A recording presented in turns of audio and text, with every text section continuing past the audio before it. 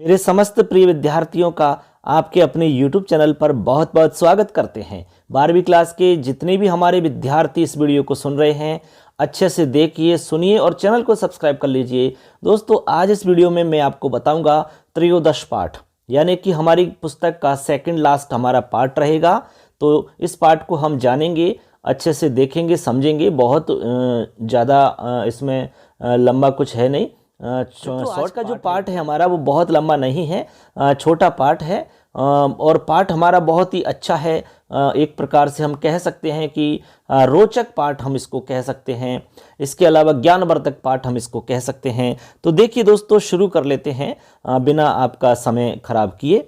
पाठ है हमारा त्रयोदश पाठ है, जैसा कि स्क्रीन पर आपको दिख रहा होगा। पाठ का नाम है आपका योगस्य वैशिष्ट्यम।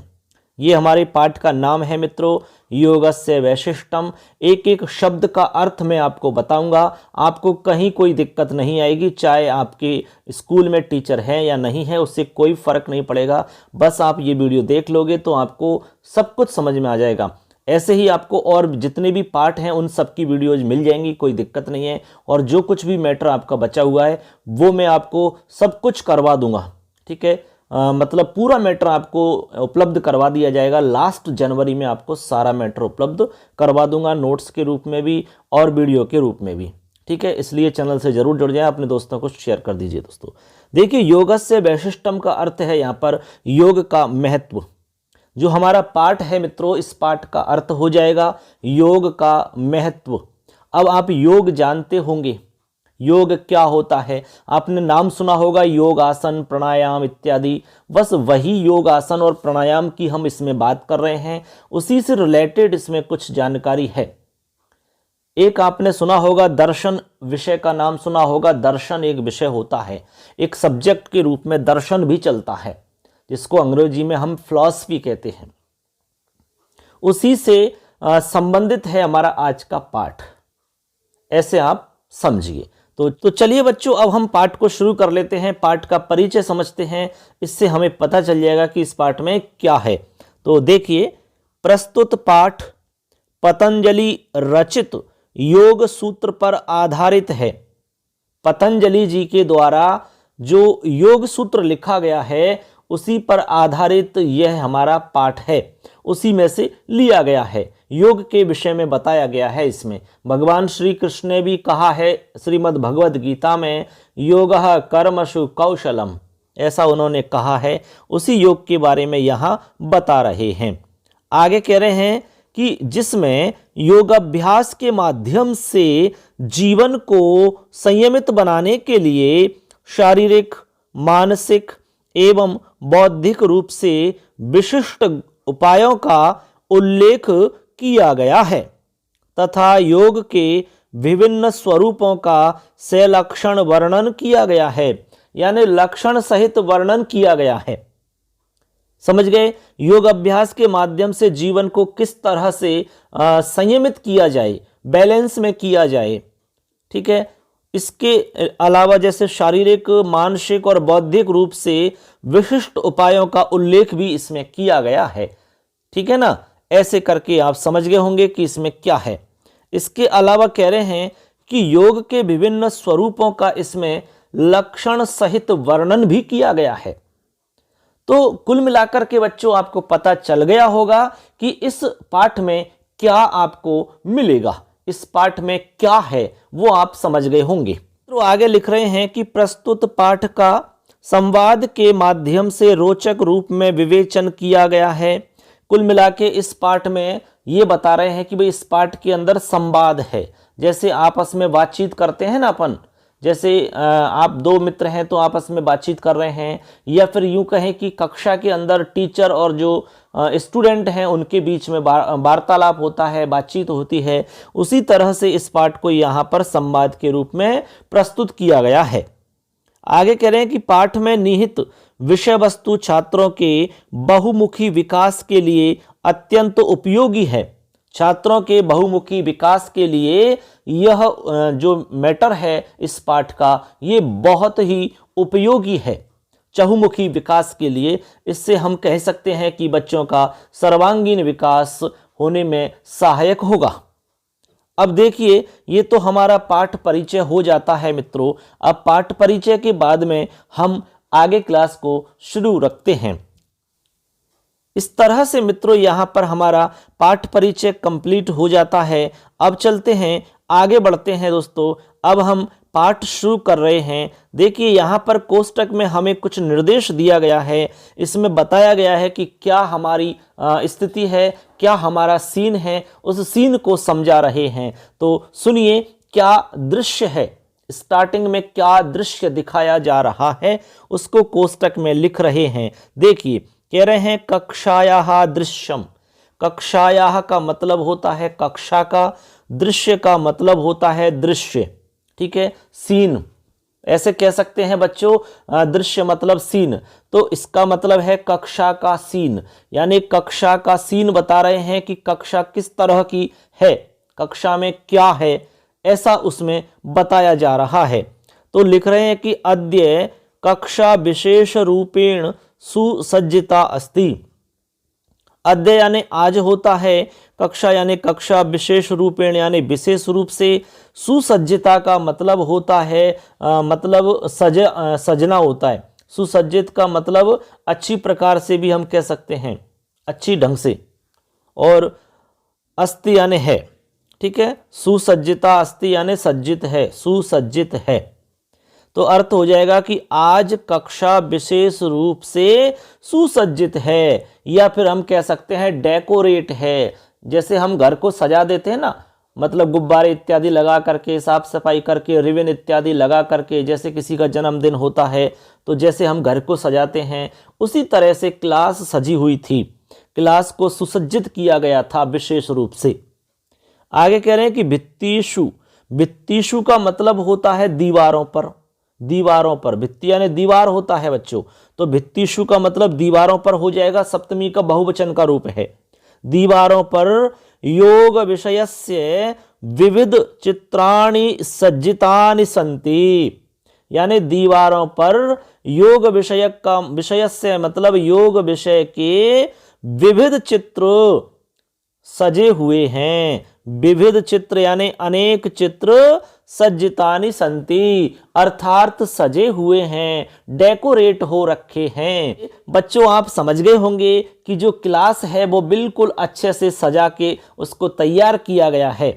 तभी तो कह रहे हैं कि आज कक्षा विशेष रूप से सुसज्जित है, और जो दीवार हैं उन पर योग विषय से संबंधित अनेक प्रकार के चित्र सजे हुए हैं, चित्रों को लगाया गया है। चलिए आगे अब वार्तालाप शुरू हो रही है, उस वार्तालाप के माध्यम से हम पाठ को समझते हैं मित्रों। जैसे क्लास में आप पढ़ते हो सेम आपको उसी तरह से समझ में आएगा, कोई आपको दिक्कत नहीं आएगी। एक एक शब्द को मैं बताऊंगा, अर्थ भी अच्छे से समझाऊंगा, कोई दिक्कत नहीं आएगी।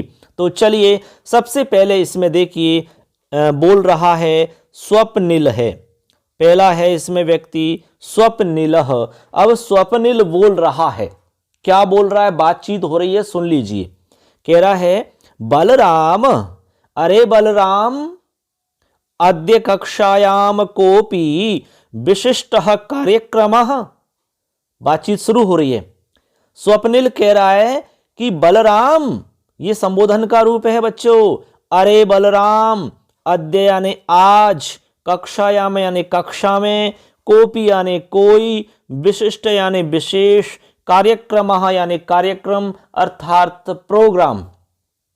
मतलब कहने लगा कि अरे बलराम, आज कक्षा में क्या कोई विशेष कार्यक्रम है, ऐसा उसने पूछा। किसने? स्वप्निल ने पूछा।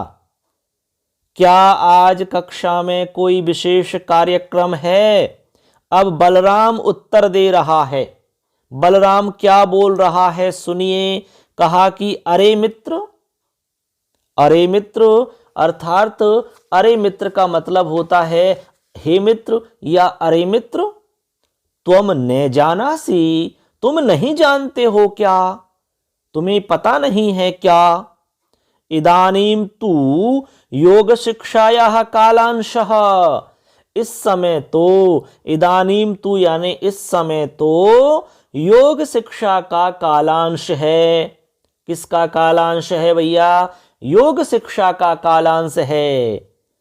तो बलराम ने कहा कि अरे मित्र, क्या तुम नहीं जानते हो, इस समय तो योग शिक्षा का कालांश है। अब आगे मोहिनी बोल रही है। बहुत सारे बच्चे हैं, आपस में बातचीत कर रहे हैं। अब मोहिनी कह रही है, क्या कह रही है? एषः तु नूतनः विषयः। कहा कि एषः यानी यह, नूतन यानी नवीन या नया, और विषय यानी सब्जेक्ट होता है। कहा कि यह तो नया विषय है। मोहिनी ने कहा यह तो नया विषय है, एक नया सब्जेक्ट है, ऐसा मोहिनी बोल रही है। और कह रही है किम प्रतिदिनम ईदृशी कक्षा प्रचलिष्यति। मोहिनी कह रही है किम यानी क्या, प्रतिदिनम यानी रोजाना, ईदृशी यानी इस तरह की, ठीक है, ऐसी, इस तरह की या इस ऐसी, कक्षा यानी कक्षा, प्रचलिष्यति यानी चलेगी। तो मोहिनी का कहने का मतलब है, वो कह रही है कि यह तो नया विषय है, क्या प्रतिदिन ऐसी कक्षा चलेगी? अब बलराम बोल रहा है बच्चों, क्या कह रहा है? आम। आम यानी हाँ होता है। आम यानी क्या होता है बच्चों? हाँ, मतलब अंग्रेजी में कहें तो यस। तो आम यानी हाँ। उसने कहा कि हाँ, अधुना तु अस्माकं कृते योग शिक्षा अतीव उपयोगिनी अस्ति। क्या कहा कि अब, इदानीम यानी अब होता है, और अधुना यानी भी अब होता है। तो अधुना तू यानी अब, ठीक है। क्या कह रहा है कि अब तो हमारे लिए योग शिक्षा अत्यधिक उपयोगी है। उपयोगिनी अस्ति यानी उपयोगी है, अतीव यानी अत्यधिक या बहुत ज्यादा, और योग शिक्षा का मतलब योग की शिक्षा। तो अर्थ समझ में आ गया होगा। क्या अर्थ हुआ मैं दोबारा बता देता हूं। बलराम कहता है कि हाँ, अब तो हमारे लिए योग शिक्षा बहुत अधिक उपयोगी है, अर्थात अत्यधिक उपयोगी है। अब इसके बाद अब देखिए बच्चों, आगे सागरिका आ जाती है। सागरिका बोली अहो। अहो यानी अरे, सुखदमाश्चर्यम। सुखदमाश्चर्यम अर्थात सुखद आश्चर्य है या आनंददायक आश्चर्य है।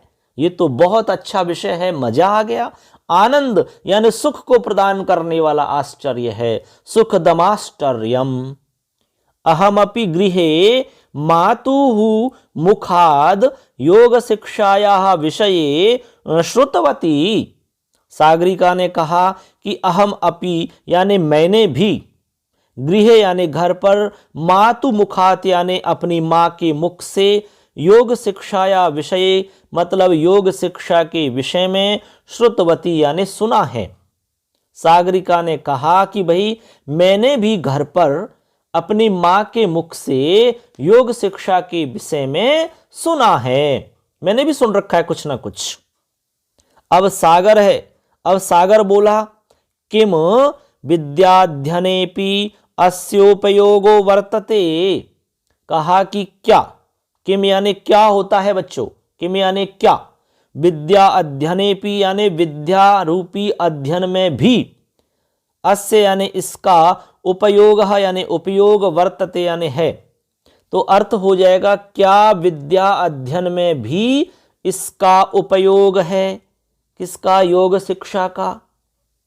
ऐसा सागर पूछ रहा है कि क्या भाई इसका विद्या के अध्ययन में भी इसका उपयोग है क्या, ऐसा उसने पूछा। अब मोहिनी बोल रही है। मोहिनी का जवाब सुनिए। कहा कि आम। आम यानी हाँ। अस्मिन् विषये योग शिक्षकः विशेष रूपेण वदिष्यति। उसने कहा कि आम यानी हाँ। हाँ, अस्मिन् विषय का मतलब इस विषय में, योग शिक्षक यानी योग शिक्षक, विशेष रूपेण वदिष्यति अर्थात विशेष रूप से बताएंगे या विशेष रूप से बोलेंगे, ऐसा मोहिनी कह रही है। अब कोष्टक में लिख रहा है योग शिक्षक कक्षायाम प्रविशति, योग शिक्षक कक्षा में प्रवेश करता है। अब तक का सीन आपको समझ में आ गया होगा। अब तक तो सिर्फ क्लास के जो बच्चे हैं, जिसमें स्वप्निल, बलराम, मोहिनी, ठीक है, सागरिका, सागर, ये सब के सब आपस में बातचीत कर रहे थे, ठीक है, योग के विषय में। ऐसे एक उत्सुकता हो रही थी उनमें।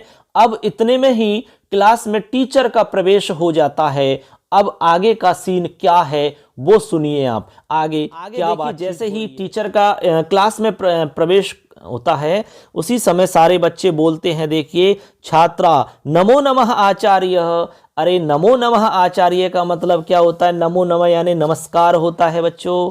नमो नमः यानी क्या होता है? नमस्कार। आचार्य यानी आचार्य। आचार्य गुरुजी को कहते हैं, शिक्षक को कहते हैं। तो कहने लगे बच्चे कि नमस्कार है आचार्य जी, नमस्कार है गुरुजी। स्वागतम अत्र भवताम कक्षायाम। स्वागतम यानी स्वागत है, अत्र यानी यहाँ, भवताम यानी भवताम कक्षायाम यानी यहाँ कक्षा में, ठीक है। भवताम कक्षायाम यानी आपका इस कक्षा में स्वागत है, ऐसा इस लाइन का मतलब है। समझ गए बात को? ऐसा बच्चों ने कहा। नमो नमः आचार्यः स्वागतम अत्र भवताम कक्षायाम। हरे आचार्य नमस्कार, आपका यहाँ कक्षा में स्वागत है। अब योगाचार्य जी बोले, अब शिक्षक भी तो बोलेंगे कुछ। तो उन्होंने कहा छात्राः भवन्तः सम्प्रति समुत्सुकाः दृश्यन्ते। अर्थात हे छात्रों, गुरुजी कहने लगे कि हे छात्रों, भवंता यानी आप, संप्रति यानी आज या इस समय, समुत्सुकाः दृश्यन्ते यानी उत्सुक दिखाई दे रहे हो, बहुत ज्यादा उत्सुक दिखाई दे रहे हो। क्या बात है? कापि विशिष्टा जिज्ञासा अस्ति किम? क्या कोई विशिष्ट जिज्ञासा है? ऐसा गुरुजी बच्चों से कह रहे हैं। तो गुरुजी ने क्या कहा बच्चों से कि अरे छात्रों, आज तो आप सब इस समय अत्यंत उत्सुक दिखाई दे रहे हो, क्या कोई विशेष जिज्ञासा है?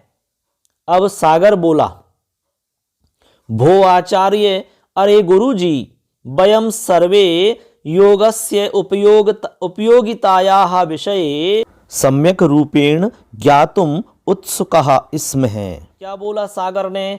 सागर ने कहा कि भो आचार्य। भो आचार्य का मतलब होता है बच्चों अरे आचार्य। वयम सर्वे, वयम सर्वे यानी हम सभी, योगस्य उपयोगितायाः यानी योग की उपयोगिता के, विषय यानी विषय में, सम्यक रूपेण मतलब होता है अच्छी तरह से, ज्ञातुम यानी जानने के लिए, उत्सुकः स्मः उत्सुक हैं। दोबारा सुन लो, सागर ने बोला कि अरे आचार्य, हम सभी योग की उपयोगिता के विषय में अच्छी प्रकार से जानने के लिए उत्सुक हैं। अर्थात हम इसलिए उत्सुक हैं कि हम योग के विषय में जानना चाहते हैं। ये योग क्या है, कैसे किया जाता है, इसके विषय में हम जानना चाहते हैं गुरुजी, इसीलिए हम उत्सुक दिखाई दे रहे हैं। ऐसा सागर ने बोला। क्या बोल रहे हैं? सागर ने बोल दिया। अब गुरुजी क्या कह रहे हैं सुनिए। प्रिय छात्राः, अरे प्रिय छात्रों, किम भवन्तः जानन्ति, क्या आप जानते हो? यत यानी की, यत यानी की होता है बच्चों। तो गुरुजी ने कहा कि प्रिय छात्राः, अरे प्रिय छात्रों, किम भवन्तः जानन्ति, क्या आप जानते हो? यत यानी कि योग शास्त्रे शरीरस्य मनसः च नियमनं प्रतिपादितं वर्तते। अर्थात कह रहे हैं कि क्या आप सब जानते हैं कि योग शास्त्र में शरीर और मन को नियंत्रित करने का प्रतिपादन किया गया है। समझ गए बात को? योग शास्त्र के अंदर शरीर और मन को नियमन करने का उसमें प्रतिपादन किया गया है। ठीक है, कैसे उस पर नियमन कर सकें, कैसे कंट्रोल किया जा सके, कैसे नियंत्रण किया जा सके, इसके विषय में वहां पर दिया गया है, ऐसा इसका मतलब है। आगे कह रहे हैं कि अस्य ज्ञानेन अभ्यासेन च भवन्तः स्वाध्यायेपि एकाग्रताम वर्धयितुम सक्षमाः भविष्यन्ति। तो गुरुजी कह रहे हैं कि अस्य ज्ञानेन यानी इसके ज्ञान, अभ्यासेन च इसके ज्ञान और अभ्यास से, भवन्तः यानी आप, स्वाध्यायेपि यानी स्वाध्याय में भी, एकाग्रताम वर्धयितुम एकाग्रता को बढ़ाने में समर्थ होंगे, सक्षमा भविष्यन्ति यानी सक्षम होंगे या समर्थ होंगे, ऐसा गुरुजी ने बच्चों से कहा। आप इसका मतलब समझ गए होंगे, आप बार बार सुनेंगे तो अच्छे से क्लियर हो जाएगा। अब बच्चों यहां मनीष बोल रहा है, एक स्टूडेंट है, मनीष है। मनीष क्या कह रहा है, सुनो। अस्माभिः समाचार पत्रेषु पठितं यत् विश्वेपि योग दिवसाः सोत्साहं मान्यते। बहुत बढ़िया। कौन कह रहा है, ये मनीष कह रहा है। अब मनीष क्या कह रहा है भाई, मनीष कह रहा है कि अस्माभिः समाचार पत्रेषु पठितम, कहा कि हमारे द्वारा समाचार पत्रों में पढ़ा गया है कि, समाचार पत्रेषु पठितम यानी पढ़ा गया है, और यत यानी कि, विश्वेपि योग दिवसाः सोत्साहं मान्यते, अर्थात संपूर्ण विश्व में भी योग दिवस उत्साह पूर्वक मनाया जाता है, ऐसा इसका मतलब है। तो किसने बोला ऐसा, मनीष ने बोला। दोबारा सुन लो क्या बोला मनीष ने।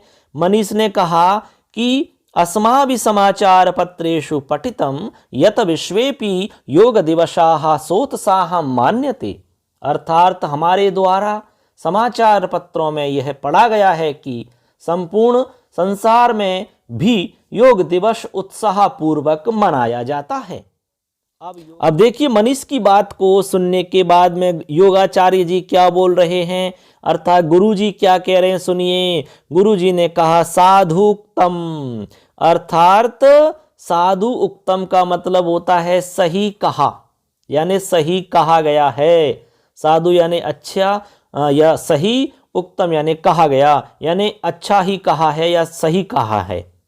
क्या जून मासस्य 21तमः दिवसः तु अंतर्राष्ट्रीय योग दिवस रूपेण सर्वत्र मान्यते, अर्थात 21 जून का दिन अंतर्राष्ट्रीय योग दिवस के रूप में सभी जगह मनाया जाता है।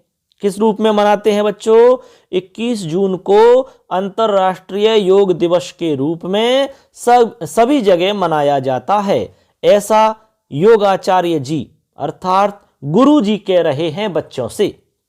अब मोहिनी क्या बोल रही है, सुनिए। मोहिनी कह रही है आचार्य, हे आचार्य, संप्रति वयम योग विषये सविस्तरम ज्ञातुमिच्छामहे। मोहिनी ने कहा कि अरे आचार्य, हम अब योग के विषय में विस्तार पूर्वक जानना चाहते हैं। ज्ञातुम इच्छामा यानी जानना चाहते हैं। सविस्तरम का मतलब होता है विस्तार पूर्वक, योग विषय का मतलब योग के विषय में, संप्रति यानी इस समय, वयम यानी हम सब। एक एक शब्द को बता रहा हूं जिससे आपको कोई भी दिक्कत नहीं आए, ठीक है ना मित्रों। यहां पर कोष्टक में लिखा हुआ है आगे, योगाचार्य है पाठ माध्यमेन योग शिक्षाम शिक्षयति, अर्थात योगाचार्य पाठ के माध्यम से योग शिक्षा पढ़ाता है या शिक्षा देता है योग की, ऐसा इसका मतलब है, ठीक है ना। तो यहां तक आपको कोई दिक्कत नहीं होनी चाहिए। हम अच्छे से पढ़ाने का प्रयास कर रहे हैं जिससे कि आप सुन करके देख करके आराम से सीख सको, कोई दिक्कत आपको नहीं हो। चलिए आगे देखते हैं। बाद में देखिए यहां है योगाचार्य जी कह रहे हैं। अब योगाचार्य जी क्या कह रहे हैं, प्रिय छात्राः ध्यानेन शृणुते, अरे प्रिय छात्रों ध्यान पूर्वक सुनिए। अब गुरुजी कह रहे हैं, क्या कह रहे हैं कि अरे प्रिय छात्रों ध्यान पूर्वक सुनिए। अब देखो गुरुजी ने योग के विषय में बताया है। एक पंक्ति बोली है, योगः चित्त वृत्ति निरोध है। योगः चित्त वृत्ति निरोध है। इस लाइन को याद कर लेना, यहां से आपके पेपर में सवाल आ सकता है ये, ठीक है, ये वाली लाइन। अब सुनो इसका मतलब क्या है। इसका मतलब है योगः चित्त वृत्ति निरोध है। निरोध का मतलब होता है रोकना। क्या होता है? रोकना या फिर रुकावट या नियंत्रण। और चित्त वृत्ति का मतलब होता है चित्त की चंचलता, मन की चंचलता या चित्त की चंचलता। तो इसका मतलब हो जाएगा चित्त की चंचलता का नियंत्रण ही योग है। योगः चित्त वृत्ति निरोध। चित्त का मतलब आप समझ गए होंगे, चित्त की जो आपकी चंचलता है, ठीक है, उस पर नियंत्रण करना ही योग है, ऐसा इस पंक्ति का मतलब है। अब मान लो एग्जाम में आ जाता है कि योग क्या है, पेपर में आ गया कि योग है क्या है, योग या फिर योगस्य परिभाषा का, योग की क्या परिभाषा है, योग क्या होता है। इस तरह यदि आपका पेपर में प्रश्न आता है तो आपको जवाब में ये लाइन लिख देनी है, आपका आंसर एकदम सही हो जाएगा।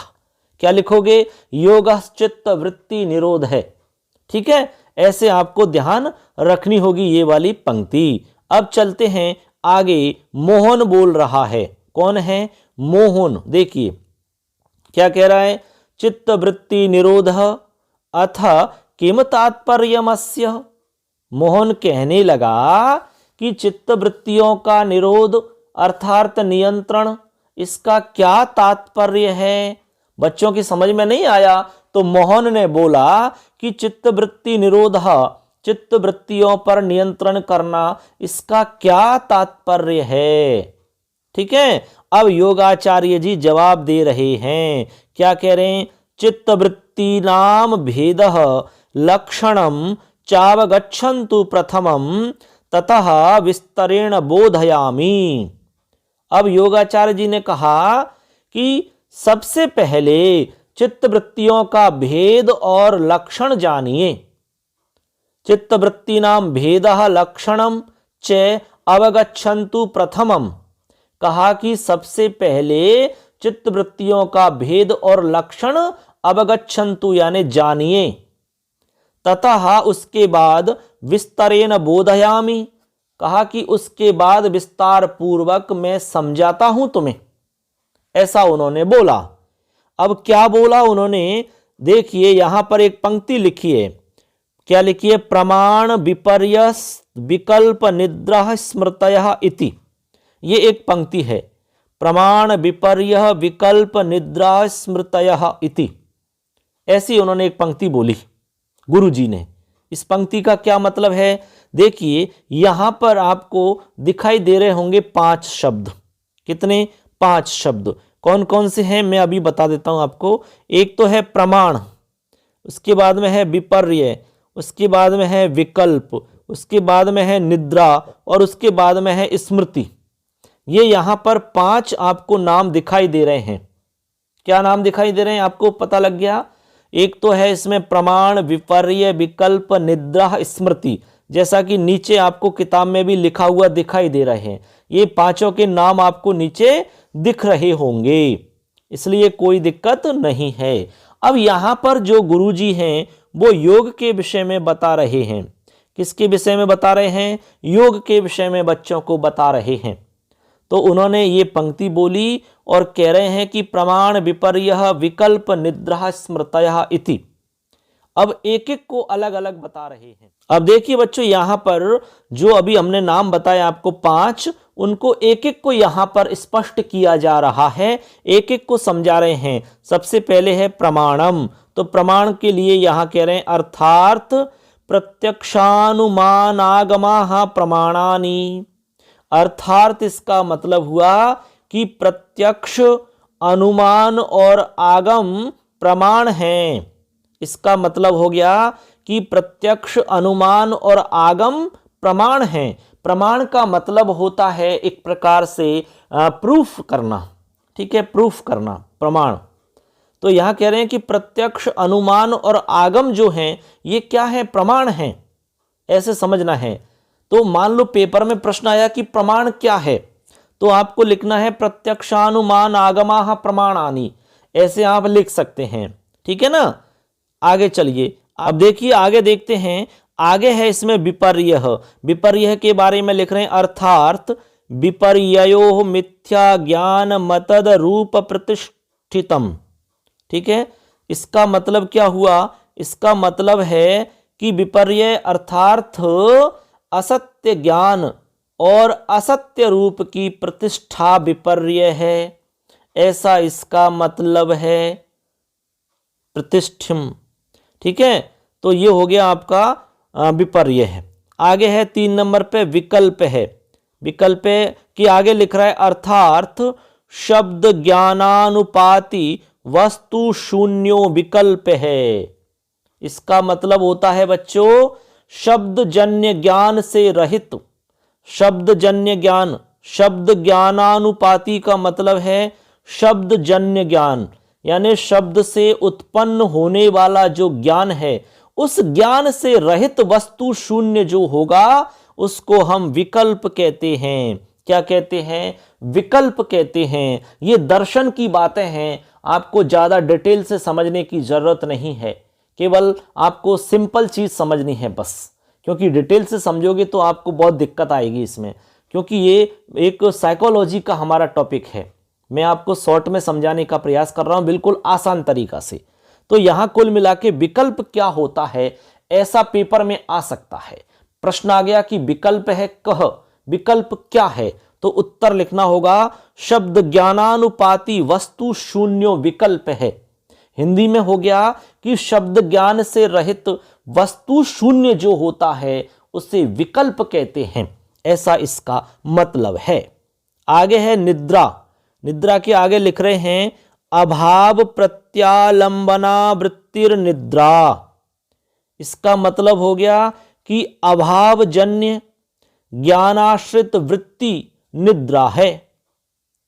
अभाव प्रत्यावलंबना वृत्तिर निद्रा, अर्थात अभाव जन्य ज्ञानाश्रित वृत्ति निद्रा है, उसी को हम निद्रा कहते हैं। निद्रा मतलब नींद है, ऐसे आपको मतलब समझना है। अब मान लो पेपर में आ गया कि निद्रा क्या है, तो आपको उत्तर लिखना होगा, ये वाली लाइन लिखनी होगी, अभाव प्रत्यावलंबना वृत्तिर निद्रा। लास्ट है स्मृति। स्मृति के लिए लिख रहे हैं, अनुभूत विषया संप्रमोश है स्मृति ही, अर्थात अनुभव जन्य प्रत्यक्षीकरण स्मृति है। अनुभव जन्य जो हमारा प्रत्यक्षीकरण है उसी को हम स्मृति कहते हैं। स्मृति तो जानते ही हैं आप, हमारी जो बुद्धि स्मृति, ठीक है ना, वही है। अनुभूत विषया संप्रमोश है, संप्रमोश है यानी प्रत्यक्षीकरण। अनुभव से उत्पन्न जो प्रत्यक्षीकरण होता है उसी को यहां पर स्मृति कहा गया है। मान लो पेपर में आया कि स्मृति ही का, स्मृति क्या है, उत्तर देना होगा अनुभूत विषया संप्रमोश है स्मृति ही। इस तरह से मित्रों यहां पर 5 तत्वों के बारे में आपको समझा दिया है। प्रमाण क्या है, विपर्यय क्या है, विकल्प क्या है, निद्रा किसे कहते हैं, स्मृति ही किसे कहते हैं, अच्छे से समझ में आ गया होगा। अब चलते हैं आगे। लिखा हुआ है, एतत् सर्वं श्याम पट्टे योगाचार्य लिखति। इसका मतलब क्या हुआ, इसका मतलब होता है कि यह सब योगाचार्य श्याम पट्ट पर लिखता है, अवबोधयति च और समझाता है। छात्रा च प्रसन्न मनसा अवगच्छन्ति, छात्र प्रसन्न मन से समझते हैं, और स्वपुस्तिकासु चापि लिखन्ति और अपनी पुस्तिकाओं में भी लिखते हैं, ऐसा कोष्टक में लिखा हुआ है। बात को समझ गए, ठीक है ना। अब देखो यहाँ पर एक आध लाइन और हम देखेंगे, उसके बाद में जो बचा हुआ मैटर है वो नेक्स्ट अगली क्लास जो रहेगी हमारी उसमें आपको बताया जाएगा। अब देखो यहाँ पर सागर बोल रहा है, आचार्य अन्यदपि ज्ञातुमुत्सुकाः वयम विस्तरेण। क्या बोले कि हे आचार्य, अन्य भी हम विस्तार पूर्वक जानने के लिए उत्सुक हैं। अन्यदपि यानी अन्य भी, ज्ञातुम यानी जानने के लिए, उत्सुका यानी उत्सुक, वयम यानी हम सब, विस्तरेण यानी विस्तार पूर्वक। मतलब कह रहा है बालक, हे आचार्य, हम अन्य भी विस्तार पूर्वक जानने के लिए उत्सुक हैं। योगाचार्य जी क्या बोले, अधुना योगांगानाम नामानि लक्षणानि चावबोधयामि। मतलब अब मैं, अधुना यानी अब मैं योग के अंगों के नाम और लक्षण समझाता हूं। अब बोधयामी का मतलब समझाता हूं। लक्षण यानी लक्षण या पहचान, किसके बारे में, योग के अंगों के नाम और लक्षण समझाता हूं, ऐसा यहां पर योगाचार्य जी कह रहे हैं। अब योगाचार्य जी ने यहां पर एक लाइन लिखी बच्चों, योगाचार्य जी ने नीचे अगली लाइन लिखी है, एक पंक्ति लिख रखी है, उस पंक्ति को समझते हैं क्या लिखा हुआ है। देखिए पढ़ते हैं, यम नियमासन प्राणायाम प्रत्याहार धारणा ध्यान समाधयो अष्टावंगानी। ऐसी यहां पर एक लाइन लिख रही है, यम नियमासन यानी यम नियम आसन प्राणायाम प्रत्याहार धारणा ध्यान और समाधि। ये हमने 8 नाम बोले हैं। अभी आप देख सकते हैं, मैं आपको टिक लगा के भी बता सकता हूं 8 नाम कैसे हुए। यम, नियम, आसन, प्राणायाम, फिर प्रत्याहार, धारणा, ध्यान और समाधि। देखिए 1 2 3 4 5 6 7 8, ये 8 नाम हमारे हो जाते हैं। ये सब क्या हैं, योग के अंग हैं। क्या हैं, योग के अंग हैं। ये किसके, योग के अंग। तो पेपर में यदि सवाल आता है कि योग के कितने अंग होते हैं, तो जवाब होगा 8 अंग होते हैं।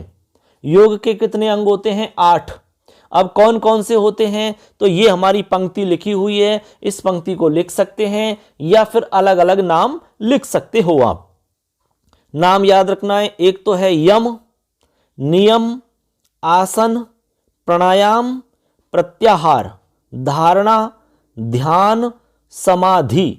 ये हमारे टोटल 8 योग के अंग हो जाते हैं। पेपर में ऐसा सवाल जरूर पूछा जाता है। अब देखो नीचे सागरिका कह रही है। अब ये तो गुरुजी ने बोल दिया, ये इतनी लंबी लाइन कह दी। अब सागरिका बोली, क्या बोली सुनो, कह तात्पर्यम अस्य एतादृशस्य दीर्घवाक्यस्य। सागरिका कह रही है कि इस लंबी जो लाइन आपने बोली है इसका क्या तात्पर्य है, इस प्रकार के लंबे वाक्य का क्या तात्पर्य है, क्या मतलब है, ऐसा बोल रही है सागरिका। किंचिदपि नावगम्यते, कुछ भी समझ में नहीं आया। सागरिका ने कहा कि गुरुजी आपने जो एक इतनी लंबी लाइन बोली थी अभी अभी, उसका मतलब समझ में नहीं आया हमारे, कुछ भी समझ में नहीं आया। किंचित अपि यानी कुछ भी, न यानी नहीं, अवगम्यते यानी समझ में आया, यानी कुछ भी समझ में नहीं आया, ऐसा सागरिका बोली। अब इसके बाद में गुरुजी क्या बोले सुनिए। अब इसके बाद में बच्चों गुरुजी क्या बोले सुनिए। योगाचार्य अलम चिंतयः एकैकं कृत्वा बोधयामि। अर्थात उन्होंने कहा कि चिंता मत करिए। अलम चिंतया, अलम के योग में तृतीय विभक्ति लगती है, तो अर्थ हो जाएगा कि चिंता मत करिए। एकैकम यानी एक एक को, यानी एक एक को, कृत्वा बोधयामि एक एक करके मैं सबको समझा दूंगा। बोधयामि यानी समझा दूंगा। एकैकम कृत्वा बोधयामि, एक एक अंग को मैं अलग अलग करके समझा दूंगा या समझाता हूं, ऐसा गुरुजी ने बोला। ठीक है, अब इसके बाद में गुरुजी इन सभी को एक एक करके समझाते हैं। ठीक है, यम क्या है, नियम, आसन, प्राणायाम, प्रत्याहार, धारणा, ध्यान, समाधि, अलग अलग सबको समझाएंगे क्या है ये, इनके बारे में पूरी जानकारी आपको दी जाएगी। तो दोस्तों ये जो आगे का हमारा पाठ बचा हुआ है ये आपको अगली क्लास में बताया जाएगा। आज की क्लास में इतना ही पर्याप्त है आज के लिए, क्योंकि क्लास थोड़ी ज़्यादा लंबी होती है तो बच्चे भी नहीं पढ़ पाते हैं और थोड़ा हमें भी इसको बनाने में दिक्कत आती है, अपलोड करने में समस्या आती है कई बार। तो आज की क्लास में इतना ही, इतना आप अच्छे से पढ़िए और समझिए। आज का वीडियो कैसा लगा जरूर कमेंट करके बताना, और चैनल को अब तक सब्सक्राइब नहीं किया है तो चैनल को सब्सक्राइब करके जाना, क्योंकि पूरा कंप्लीट कोर्स आपको यहाँ मिलने वाला है दोस्तों। अच्छे से समझ में आना चाहिए आपके लिए, यही हमारा प्रयास है। तो जरूर आप कमेंट करके आप लिखा करें, कोई सवाल है तो भी आप कमेंट में पूछ सकते हैं दोस्तों। तो कैसी लगी क्लास जरूर बताना, अच्छी लगती है तो लाइक करना। मिलेंगे अगली क्लास में, तब तक के लिए जय हिंद, जय तु भारतम, जय तु संस्कृतम, धन्यवाद है।